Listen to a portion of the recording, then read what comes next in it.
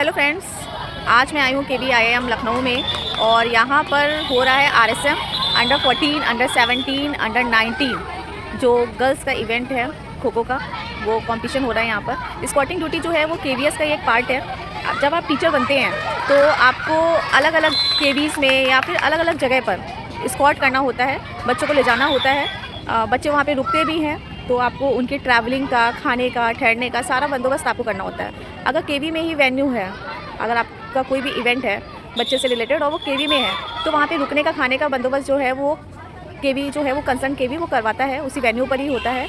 Mail Scott हो या female Scott. Mail Scott वो मेल टीचर्स जो बच्चों को ले जा रहे हैं जिनकी ड्यूटी लग रही है, और फीमेल स्कॉट वो होते हैं जो फीमेल टीचर्स हैं जिनके साथ जो लड़कियाँ हैं वो जा रही हैं। तो स्कॉटिंग ड्यूटी बहुत ही ज़्यादा कह सकते हैं एक सीरियस ड्यूटी है जिसमें आपको बच्चों की सुरक्षा करनी होती है। हालांकि इस तरीके के चांसेस बहुत रेयरली होते हैं कि कभी कोई इंसिडेंट हो, लेकिन स्कॉटिंग ड्यूटी का बहुत एक तरीके से है ध्यान रखना ही पड़ता है।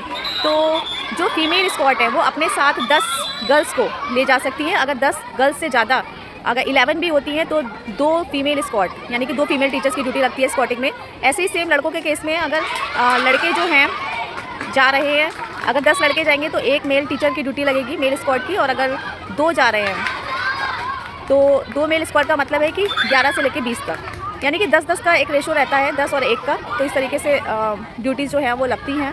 बच्चे जो है स्क्वाटिंग ड्यूटी पे भले टीचर्स की लगती है वो बहुत ज़्यादा सीरियस रहते हो, लेकिन बच्चे बहुत एंजॉय करते हैं।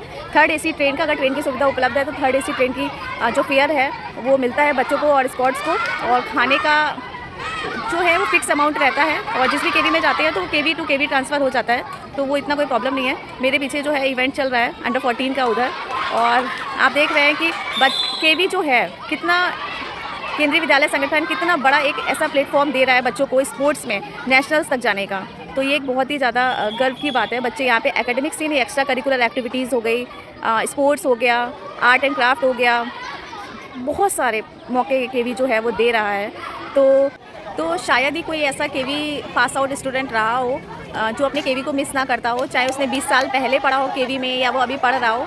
KV डेज़ जो उसके रहते हैं लाइफ के, एक अच्छी मेमोरी लेके मतलब पूरी ज़िंदगी भर उनके साथ रहते हैं, तो वो हमेशा अपनी पूरी लाइफ KV को मिस करते हैं। इसीलिए KV जो है वो इतना पॉपुलर है अपने स्टूडेंट्स में, टीचर्स में और बाकी लोगों में भी। तो शायद यही वजह है।